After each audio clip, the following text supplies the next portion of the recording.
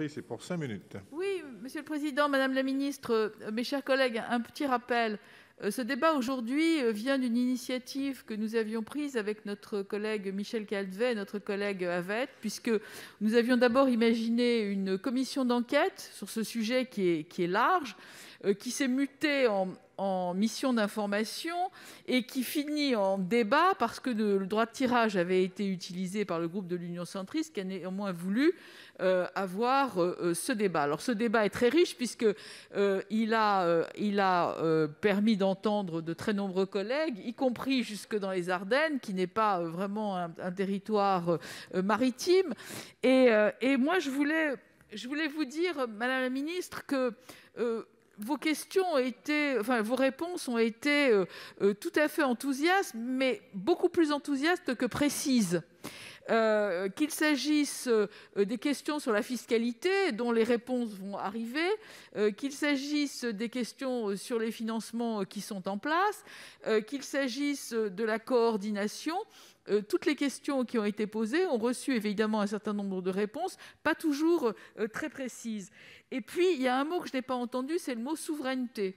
Parce que finalement, ce qui se passe dans ce secteur maritime, c'est aussi notre souveraineté, qu'il s'agisse de la partie des personnels et que ce soit évidemment de la partie des compagnies. Alors moi, j'ai quelques observations à vous faire, notamment pour ce qui concerne les réponses pour les duty-free que vous n'avez pas fait. Je crois qu'il faudra, Catherine Fournier vous a posé cette question, je crois qu'il faudra avoir une réponse un peu plus précise, peut-être dans les jours qui viennent. Vous pourriez peut-être lui répondre de façon plus précise.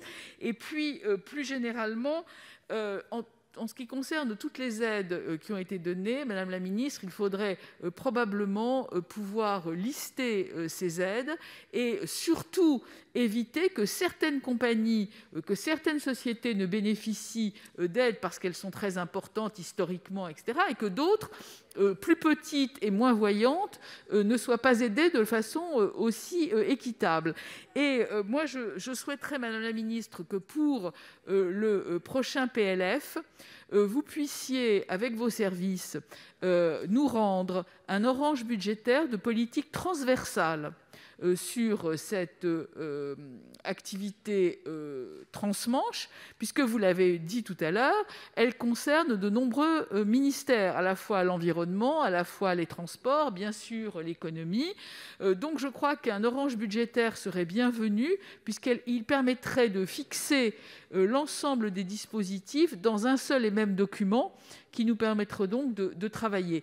Et puis, nous ne sommes finalement qu'au mois de mars, et je crois que nous devrions avoir un autre débat pour ce qui concerne les mesures fiscales qui sont attendues par les opérateurs, que ce soit de la fiscalité directe ou que ce soit lié à la fiscalité des charges sociales, qui constitue aussi une fiscalité, de façon à ce que nous puissions être prêts pour le PLF et le PLFSS. Ce débat est un débat intermédiaire entre les derniers débats budgétaires et aussi sur ce sujet que vous portez avec le Fontenoy que vous animez. Donc pour toutes ces raisons, je crois que c'était un débat intéressant et important, mais je crois que c'est seulement une étape. Donc, des points précis, notamment sur les duty-free, des points précis sur les ports francs, des points précis sur l'ensemble des aides. Je crois que tout ça se résumerait assez bien dans ce document de politique transversale dont je vous fais la demande. Je vous remercie, Madame la Ministre.